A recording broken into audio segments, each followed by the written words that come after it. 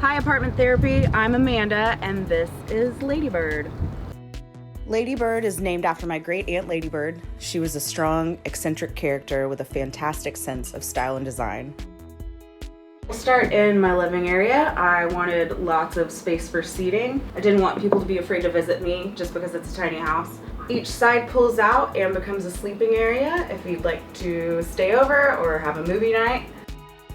I knew I wasn't going to have a lot of space for decorative items or sentimental items, so everything that's here is very important to me. I have my grandmother's glassware, a couple board games, my parents' record collection, and some other items from the family.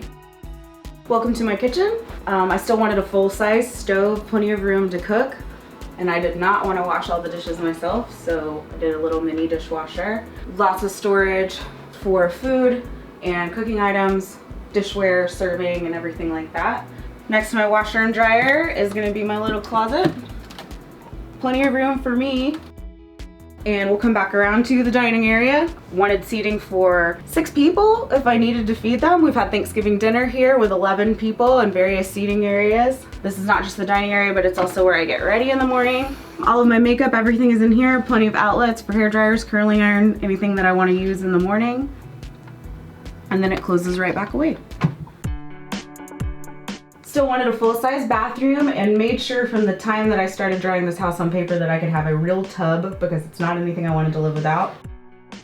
These are probably my favorite cabinets in the whole house. They hold an absolute ton.